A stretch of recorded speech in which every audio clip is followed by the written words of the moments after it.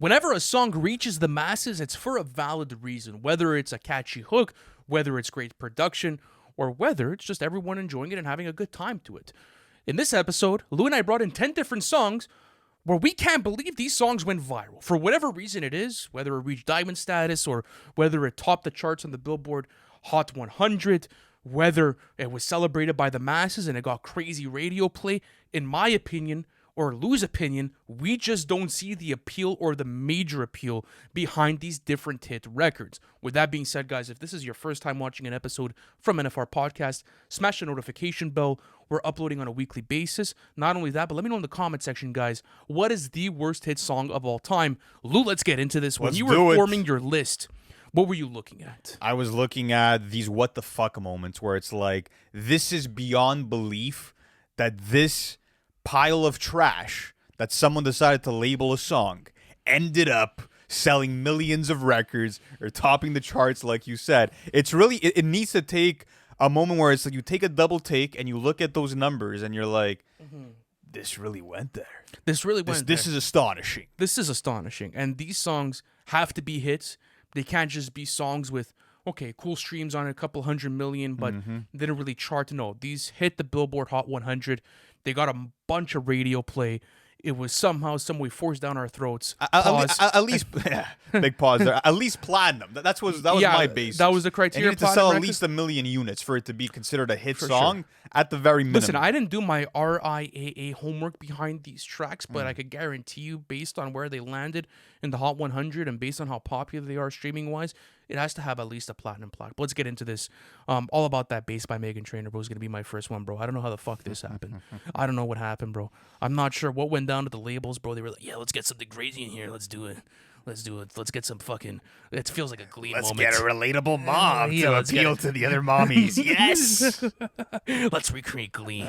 Let's do it. We could do it one record. It's going to take over the world. And it worked. I don't know, bro. I don't know who is their strategist, who is the person behind this record. But, dude, this felt just performative. It just didn't feel genuine as a record itself. Meghan Trainor's annoying on this, bro. And I'm sure she's a great woman and she's done great things with her career, you know? I'm not attacking her as an artist.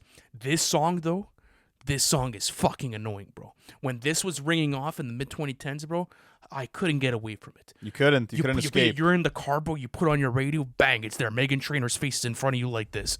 I'm walking through Walmart, little Anthony. Bang, Meghan Trainor's right in front of my face. I'm at my aunt's pool, you know, I'm enjoying the sun. I'm going, bang, Meghan Trainor in front of my fucking face. I'm at soccer tournaments, you know, we're having fun with the boys. Bang, Meghan Trainor right in front of my face. All about that bass, Bro, what are we doing here? No way. I can't believe...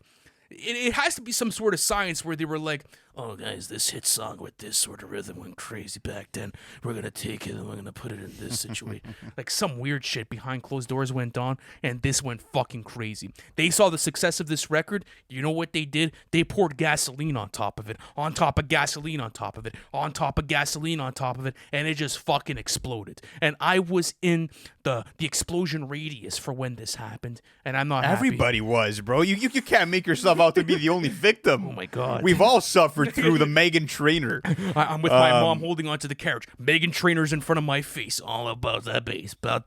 No treble. Listen, I don't know, brother. You know what? I don't feel that bad for you because if you feel like this is the only like hit song you were exposed to by Meghan Trainor, then you're a lucky motherfucker, bro. Because I brought in a different Meghan the Trainor song, and this is Meghan the Trainor. Meghan the Trainor. Meghan the personal trainer, training you how to listen to bad music since you're a little toddler. I think the best way to describe Meghan Trainor is an audio terrorist, bro. Like she is gonna terrorize your eardrums, and she's done it with more than all about that bass. Yeah, for sure. You talked about like keeping like consistently getting all about that bass just coming into your face. What about Dear Future Husband? Oh my God. What about Made You Look? And I brought in Dear Future Husband, and this is an atrocity of a song when you're looking at the songwriting. She says, I don't know how to cook, but I can write a I don't know how to cook, but I can write a hook. Fire. That's what she brings to the table. Relatable lyrics, yeah, for the Oh, mommy. yeah, for all the new mommies out there that don't want to fucking lift a frying pan, this is going to do it. This is going to convince their husbands. I don't know if it's supposed to be endearing or cute to some people. There's like a doo-wop and pop influence to the song, and she interpolates Run Around Sue, which is one of my favorite old doo-wop songs from the 1960s, and she just shat all over it, bro. And I just feel like big dump. I feel like Meghan Trainor is sort of like the Amy Schumer of the music industry, where it's like she made it and she's still around, but nobody has any idea why. Like, you can't explain it. It's one of those. It has to be budgets. It's a big conspiracy theory, Yeah, it's a big bro. conspiracy theory, for sure. Absolutely. Audio terrorist, as Lou said. All right, next one on my list, Girls Like You by Maroon 5 and Cardi B. Fuck this. Fuck it. Bro. Fuck it to hell. Fuck this song, bro. Already, I'm not down for Maroon 5 in the big 2025, but when this was popping off back in 2018, it was like the Cardi B invasion of privacy whole blow-up thing. She won the Grammy. She was being, sort of made out to be the next big superstar, not only in rap music, but within all of pop music. And I don't know, bro. I'm not sure why I want Cardi B on this fucking friendly rock song. The problem is that it's like Maroon 5 decided to snatch up all these different rappers. Like, they turn into fucking Scorpion. Cardi B, get over here. Wiz Khalifa, get over here. Kendrick Lamar, get over here. I just don't get it, bro. I'm not sure where you're getting this type of record. I don't know how you could be a trained musician or someone that falls in love with the art of music. You're there and, you can make pop attempts, but, you're getting Cardi B on this record. It did not fit whatsoever, bro. Yeah. I'm not trying to hear Cardi B on this type of record. I think she does great in other areas. This was just not for her. This is like one of those situations, like you said, it was like, oh, we're going to snag Cardi B on this one. Yeah, I worked with Kendrick Lamar and I worked with Wiz Khalifa. We're going to do this again. Run it back. And they did. They collect their checks and they're still collecting their checks. Mm-hmm. It's one of Maroon 5's biggest ever songs. And you want to talk about, bro, this is like sleep paralysis for me, where I see like Adam Levine and Cardi B in like the corner of my room, dark, and like I can't move. And it's just like the song's going on in the background. Yep. And you just like, whoa, this does not feel right. It doesn't. You're listening to this song against your will. Absolutely, and that's the case if there's for a lot someone, of these. you know what? Fuck it. If there's someone that is willingly listening to this song, like you've added it to your playlist or you're fucking with it, drop it in the comments. I want to see an explanation, breakdown, production, feature, artist performance, vocals. Tell me why you enjoy it. Love to hear it. All right, next song for me. This is gonna be "Way Too Sexy" by Drake featuring Future and Young Thug. I know why this went crazy. Though. And listen, when it comes down to it, this song is not sexy at all. I mean, listen, it gets people to turn up in the clubs. Sure, somehow it does it. But this is one of those songs where it's like, as a massive Drake fan, I almost feel secondhand embarrassment. Where it's like if someone walks up to you and asks you, oh, who's one of your favorite rappers or favorite artists of all time, and you say Drake, and it's like, okay, the guy that made Way Too Sexy. Like that's really the same Drake. And I feel like this was a big fuck you to everybody, bro. Where it's like, you know what? I'm going to make a very gimmicky record and you're all going to eat it up anyways. And we did. Because I'm Drake. And we did. And I have Future and Thug on the song. And I'm using a fucking... at least there's some sort of enjoyment with this song when you're absolutely blasting. There isn't. No, there isn't. No, maybe for you, bro. I'm sorry. I don't care if it's 6, 10, or 15 tequila shots. There's no amount of fucking liquor that they stored away during the fucking Prohibition era that can get me to enjoy this song, bro. I don't care what it takes. Yeah, you've been a generational What's hater worse on this about one. this is that it's a remake of an already dog shit song. They took a terrible song and made it even more terrible. W. And obviously, it's the I'm Too Sexy, Right Said Fred song. And ever since Prince Charming and Shrek 2, whoever owned the Shrek 2 DVD and had the special features, you had Prince Charming singing I'm Too Sexy for My Shirt on stage. I've been haunted by that original sample since I was a fucking child. And now I have to face people trying to move, because they don't even know, there's not even really a real dance you can make to the song. People trying to move in clubs across the continent to Way Too Sexy. Yeah, fuck it, we both. I have to deal with it, Okay, unfortunately. next one. By the way, this song kind of stains me, just because it was released on my birthday. This song was actually released on August 11th of 2009. So this was a direct fuck you to This you. is a direct fuck me. This is Hey Soul Sister by Train, bro. There's worse sis songs out there. Way, Stop. bro. Your lipstick stains on the front lobe of my sound left like side. that. Why do you think a high-pitched voice doesn't sound like that? Bro, you're telling me you're fucking with the ukulele on this song? I don't mind this one. Yeah, you like the ukulele on a nice... It's not that bad. Yeah, it's like a fucking campfire ass song. That's the way that I feel It's about not that this bad. record. You're getting lyrics like that or songs like "My heart is bound to beat right in front of my untrimmed chest. I believe in you like a virgin. You're Madonna." Bro, what the fuck's wrong with this song? Tough guy. No, come on. It's Get a good the fuck song. out of, this is no. Come on. This is not a good It's song. not a bad song. I don't want to hear the ukulele. I'm not down for the ukulele. I'm all worried about that fucking instrument. I don't want to hear this on the radio. It was released on my birthday. There's cheesy, corny lyrics. The song structure is horrible. And that chorus, bro, it's not... You know what? It's a bad type of catchy. You kind of, like... It's like getting fucking... Bro, you're gonna get the scar for like months on months and months, and it's never gonna leave you. I am scarred by that hook, bro. I think it's annoying, and I look at these lyrics and I'm like, bro, there's no way. Listen, I don't love the song. I don't want to hear it out. It's one of the but worst. that being said, there's there's a long list of songs I'd rather hear before "Hey Soul Sister." Bro, this bridge, the way you can cut a rug, watching you's the only drug I need. So gangster, I'm so thug. With the ukulele. It's not that. It's not Bro, as bad the as you're lyrics making it are seem. bad. These are some of the worst lyrics I've ever seen on a major record, and this went crazy. One of the worst hit songs ever. For sure, bro. I don't know. Hey Soul Sister, ain't that Mr. on the radio? On the stereo, should I say. Catchy hook. Oh my god, garbage. Get this out of here. All right, Hot next up, garbage. "I'm the One" by DJ Khaled. Nah, fuck off. With Justin Bieber, Lil Wayne, Chance the Rapper, smile at this and song. Quavo. This is like fun for the whole family type of song. You know what I mean? Just that your family is DJ Khaled, a woman on a horse, Justin Bieber, Chance the Rapper, and Lil Wayne. That's your family for this song. It's actually such a weird like matchup of different rappers. It's such again. artists as a It's a let's throw shit at the wall and see what sticks. The classic Khaled formula. And when it comes down to it, you picture them all riding fucking tricycles in a tropical forest. That's the vibe that you get when you hear this song. There's a weird manipulated vocal sample in the back, some claps, some very generic pop production throughout it. JB's chorus is all right, but it's not the earworm that to some people it became for whatever reason. Quavo's out here rapping about hopscotch. He's hopscotching it out. You know what? Shout to and Quavo, he's bro. trying You got the bag on this, though. That bro. and trying to win a woman over with his fame. Then Chance the Rapper comes in with some elementary rhymes and repeats bars. I kid you not. And then at 2:29, I have to reenact this. I'm gonna play just a second of this song because it's unbelievable to me. This is some crazy shit right here. I'm gonna play it so you can know what I'm talking about. It's one sound that Chance the Rapper decides to unleash onto the world. Hold on a What's second. this one sound? You're about to find out, sir. All right? Right here. Bro, what the fuck is going on? It's like a mosquito. It Bro, sounds like, like I'm up north. I was checked the fuck out as soon as I heard that. And then Lil Wayne obviously coming in with another auto-croon romantic verse. Nice. Because he just had to do it.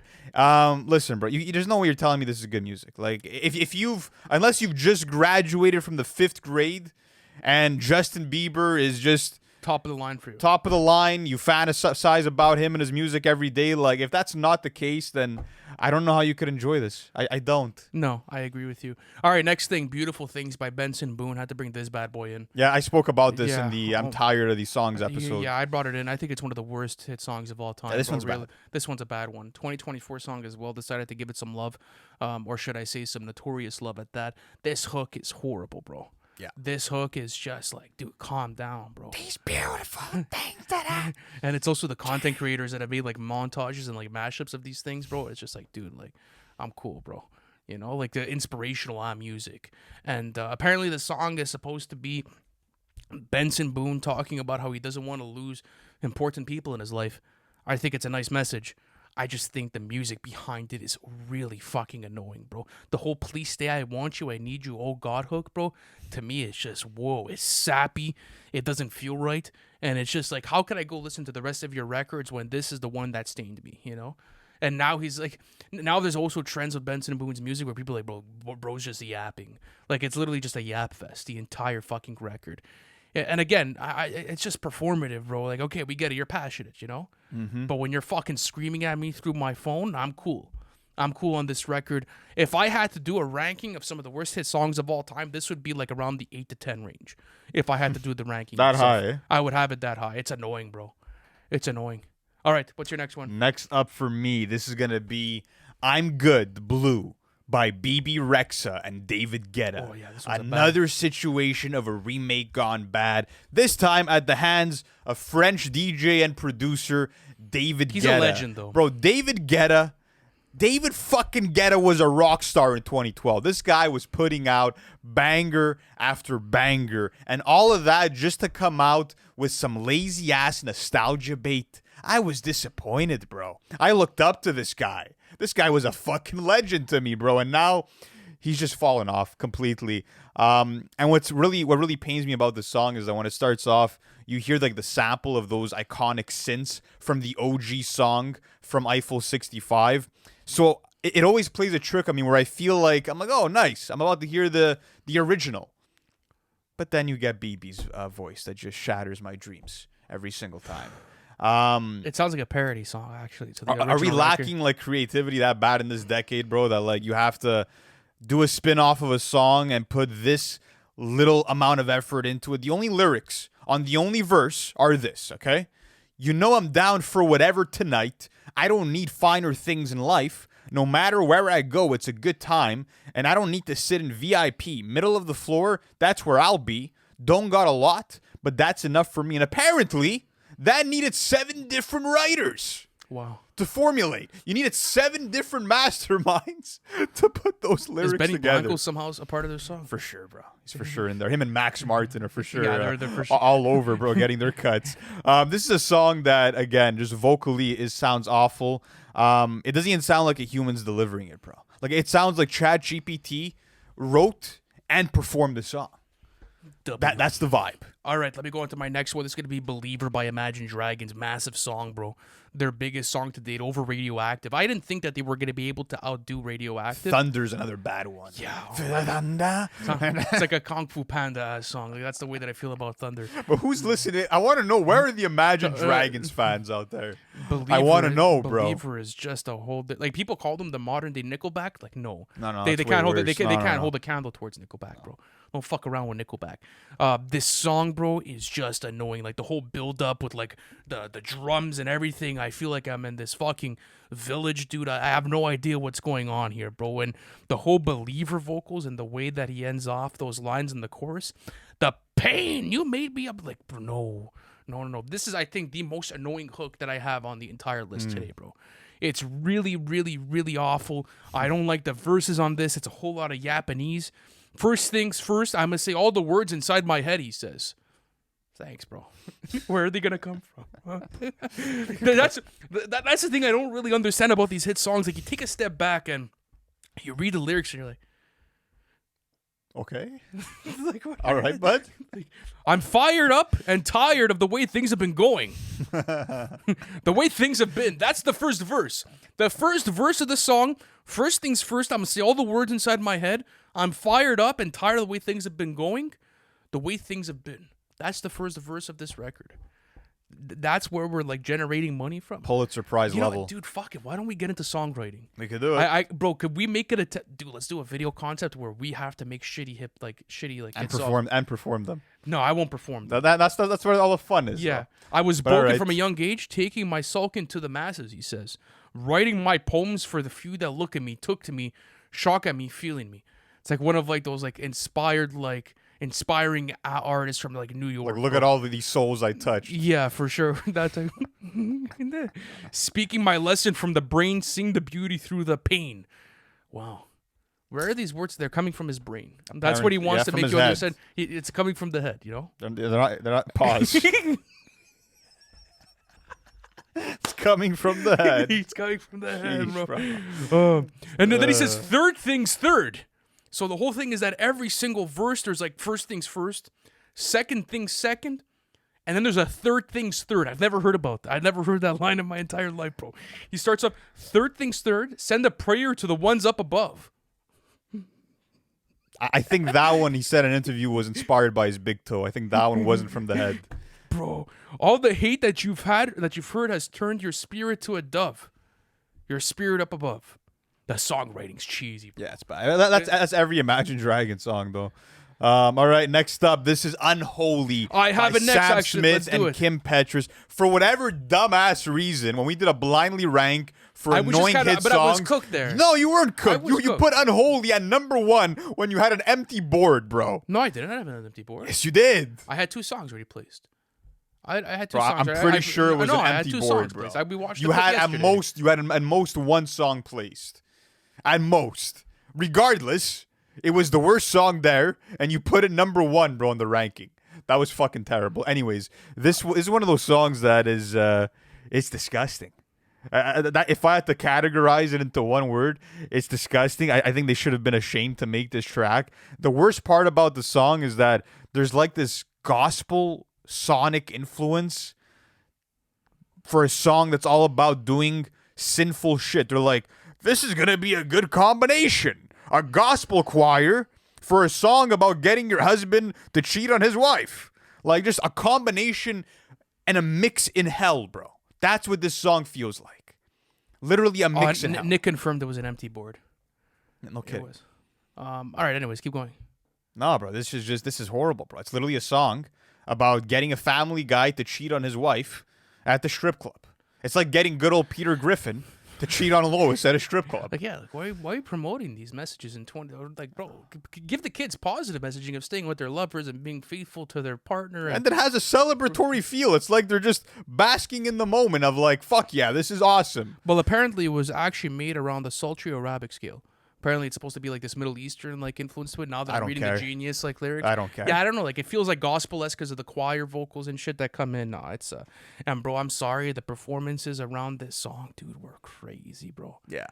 I don't know what's Really going. fucked, bro. I'm Like not the devil horns and shit as a costume. Yeah, like I'm not sure, bro. Brother. I don't know what was going on around this time to promote Brother. the song itself. Crazy what people do. But hey, Just listen, on records. it won a Grammy, right? So what do we know? It won a Yeah, Grammy. I want a Grammy. Okay, how many more do you want to Apparently do, it's by the good. way, of these? I got maybe five more tracks. You or got some 5 shit. tracks left. We're already at track 6, though. We're already Whatever, 6 in. fucking 4 or 5 songs, Okay, bro. fuck it. I got 4 more on this one. But all right. Next up, this is gonna be Tik Tok by Kesha, maybe the worst aging hit song of all time, because of course the opening line of the song is "Wake up in the morning feeling like P Diddy," and other lines on the song include, "And now the dudes are lining up because they hear we got swagger." Nice. Another word that's aged horribly, but we kicked them to the curb unless they look like Mick Jagger, who I think is like 80 years old now.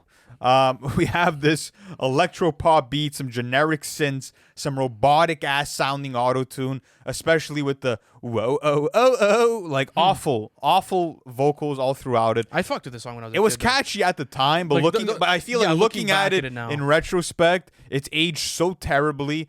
And whatever, it's a cheap party song. It's not meant to be much more than that. But when I do think about it, like just musically speaking, one of the worst hit songs ever. All right, next one for me is 7 Rings by Ariana Grande. I guess Ariana Grande listened to culture and decided to make her own rendition of an Atlanta trap song. I don't know who accepted this. I don't know where this came out of. I'm not trying to hear Ariana Grande do trap hip-hop music, bro. I have legends like Gucci Mane. I have legends like T.I., you know, Migos for that matter. And this is at the time where like trap music was really like at its popularity and its height, and it was like label songs like, yo, you gotta cross the genres, you gotta do it, Ariana. It's gonna be fucking crazy. We're gonna make so much fucking money off of this one. And they did. Yeah, they got bricked up. Yeah, they got those bro, execs yeah. got bricked up off of And that. no pause on that. They literally got bricked up off of this. Do I want to hear Ariana Grande talk to me about how she writes her own checks and boasting about diamonds and jewelry? It actually feels like an insult to that genre, low key. Where it's like, what type of like stereotypes could we take around trap music and like put them in the songwriting of this song itself? You know, lashes and diamonds, ATM machines, bro. It's just fucking reading off like materialistic shit throughout the entire record itself. And I never understood the appeal, right? Because for example, Ariana Grande has had great records in the past, and she's a good artist, bro. Like she's a great vocalist.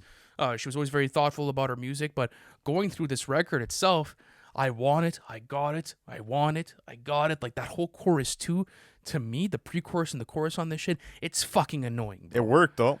It fucking worked. Yeah, it worked, but at the same time, it's like, why? Like, why did this crossover even happen? For me, it's like... I think it was just like the novelty aspect It's like of taking... like Ariana Grande actually rapping over a trappy. Like, this is new. This is refreshing.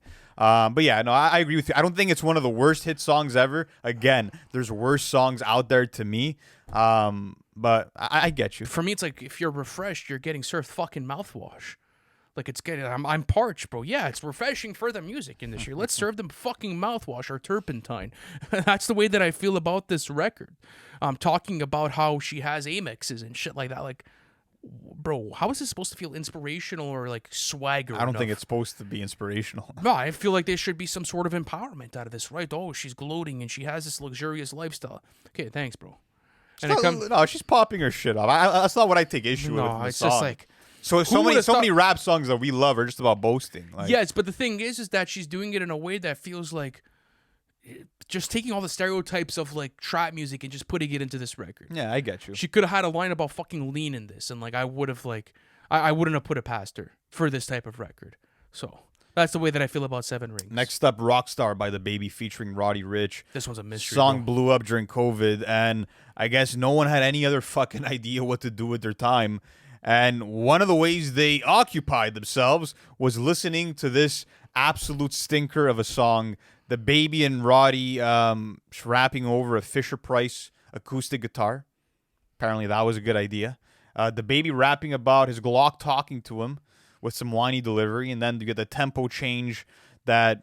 All the tempo changes are very abrupt, actually. And I feel like the song just never really finds its rhythm. And then Roddy comes in and he's on his spinning the block shit and gives the most run-of-the-mill performance he's ever given before.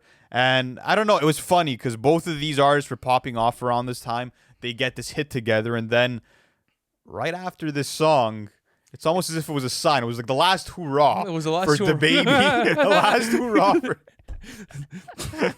It was the swan song for DaBaby and Roddy, bro. And it was like the last cheers. Yeah. Because they both popped off It's at like, the same salute, bro. Let's invest in real estate and fucking hang up the mics, you know? Fire, though. Yeah, that's what I would do. If that's what buy they're gas doing, stations fuck and shit. yeah, Why man. not? Buy some 7-Elevens. This song got 3 Grammy nominations, bro. Nice. 3 Grammy nominations, And bro, man. I just never understood like the music video of them being in the forest with like AKs and shooting zombies. I was just like, bro, what the fuck? So weird. Does it have to be with being a rock star? It was so weird. All right, one of my last songs on today's list is going to be Bangarang by Skrillex, one of the worst hit songs of all time. A song that I liked when I was a kid, but now like dubstep has just completely grown off of me. Do you know this song won a Grammy? It won the best dance recording. They called this the best dance. I'm not even surprised anymore. Like the Grammys definitely prioritize popularity over quality. Like, and that's listen, just like when you listen to fact. dubstep or, you know, they call this mumblecore or complextro, like those are the different subgenres that Wikipedia attaches to this record. I'm like, yeah, this went viral. This is one of them where it was a head scratcher. Like, what the fuck were we on in 2012 when listening to this record? Yep. Was it the rise of, like, let's say, like EDM music festivals where this was going crazy and people were raging and moshing to this shit? Was it the rise of dubstep? It could be all of those factors, but still, it doesn't justify that this song charted in an international audience, bro. Almost every single fucking country in the world had Bangarang at some point in their top charts, bro. Whether it was the US, whether it was fucking Belgium, whether it was Australia, doesn't matter. This song was going crazy everywhere. And to me, it's like, you listen to this record that has a heavy dubstep influence, especially with that fucking distortion on the drop and everything, and where do you play this record? Now that I think about it, it's like, how did this fucking... Raves, I guess. Yeah, but that's what I'm trying to say, though, is that where is this getting played to fucking be charting everywhere? Even if I'm in a club, bro, if I'm trying to enjoy my time, like, I don't want to hear glass breaking on the floor. I don't want to hear nails on a chalkboard. That's the way this record feels. The build-up's cool, but regardless, throughout this entire song, it's one of those question marks where I think it's a horrible hit song, especially with the way that it's aged. And why did it even get there in the first place? I never understood the appeal behind Bangarang. I liked it when I was a kid. By the way, the cover art on this shit's fire, though. You liked it as a kid? I feel like I liked it for like a week, bro. Because it was new, like, and it was like, yeah, I don't know what the fuck I'm listening to. It just felt like you were getting decked in the face, you know, like for fucking 15 minutes straight. Yeah, no, and horrible. Then, you're like, oh, well, this is not fun anymore. Yeah. All right, next up, ABCDEFU by Gail. So she flipped the order of the alphabet to say fuck you to her ex on this song. And it's like, okay, this is not smooth, man. Like, is it meant to be clever? Like, the whole wordplay rearranging of the alphabet. Like the title itself is cringy as fuck, and obviously it gets even worse once you get into the track. And like this is like some goofy Mickey Mouse type of shit, like very tacky in terms of a song concept. And the song is just a big fat joke. It literally opens up with "fuck you and your mom and your sister and your job," and the remainder of this song is this young gal calling out every human, every animal, every object, every fucking molecule that her ex ever came into contact with, and telling them or they to go fuck themselves. That's literally what this song is. Fuck your sidewalk. Fuck your car. Fuck your swimming pool. Fuck your shoes. Like, just the biggest stupidity, Fuck your bro. haircut. You bank with TD? Fuck you. Fuck your hamster and his wheel.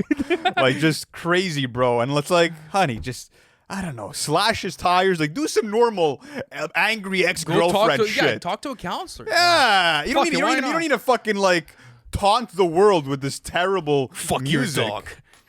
Bro, what the Fuck your winter jacket. Yeah, like, what the fuck does this guy's job at Chick-fil-A have to do with this? Fuck your air conditioning. Yeah, I know. It's nuts, I bro. fucking hate your air conditioner. Worst breakup song of all time. It tries to be edgy. It wants to sort of like be an emo song, and it's just filled with like over the top teen angst, and it's really not. It never did it for me once. And again, it's one of those situations where you're like, are there that many 14-year-old girls that were dumped by their boyfriends that feel like this? Like, is this a real thing? Hey, Just fuck everybody. yeah, fuck you. Fuck the gum you chew. Fuck your dentist. Fuck your grandmother. Fuck your gym. Fuck, bro. Fuck your Sunday dinners. That's your lawn? Fuck your lawn. Yeah, no, it's something else, bro. But honestly, bro, I'm gonna end it here. I'm cool and everything, dude. I've kind of spoken about all my songs. If you I'm wanna get some gonna quick go mention- through a couple more mentions for sure, bro. Trollz by 6ix9ine featuring Nicki. There was a point where Nicki was collaborating with 6ix9ine so often that like It became an unofficial duo. I was convinced that she lost a bet, bro, like with the higher ups or some shit. I'm like, there's no way she's willy She caught a nilly, bag. bro. There's no way She she's caught a willy nilly huge wanting to bag make off these of those songs. records, I yeah. know. Especially with like because she's don't also you, like some self respect. Like it's 6ix9ine, bro. You're making like fucking yeah, but dude, there's a long laundry list of different artists that I bought into it. Fetty Wap, Tory Lanez, yeah, A Boogie. yeah. Come on, got a Pierre Bourne beat. That's true. You can't blame Nicki for it. Still, They at least if you're gonna do it, you had to be getting a bag for it and had to be super but I'm successful. talking about the person you're dealing with. Like this is like a cancerous motherfucker, bro. You know what I mean? Like this It is was a, this is a yes, it was bad the height guy. of it was the height of the controversy, you know. Anyways, I wouldn't if I was that successful as an artist. I don't need to make songs with 6ix9ine. But yeah, I hate his hook here and his like very understated voice. Like the whole watch, Glock, like he just sounded really fucking strange. Another But you know one. what? 6ix9ine Loki does have hits though. He does have hits. Even though he's a cancerous motherfucker, like at least like there was certain ones where you're like, oh yeah. like Gum was a hit, bro. Another one I had to talk about, Fancy Like by Walker Hayes. I don't know if you ever heard this song. I for sure, yeah. If it's a You major probably hit. don't know it by name, but listen, I hate country music as a whole, but I feel like even the most diehard country music fans would say that this song is a track of ass, bro. All right? Lines like, this is not a joke. Lou thinks this song is a skid mark. She want to dip me like them fries in her Frosty. Oh my god. Or, yeah, we fancy like Applebee's on a date night. Written by a man who was 41 years old at the time. This is a 41-year-old father who wrote these lyrics. And the worst part of this song is that from the lyrics I just read out, you might think that like this is an Applebee's or Wendy's commercial.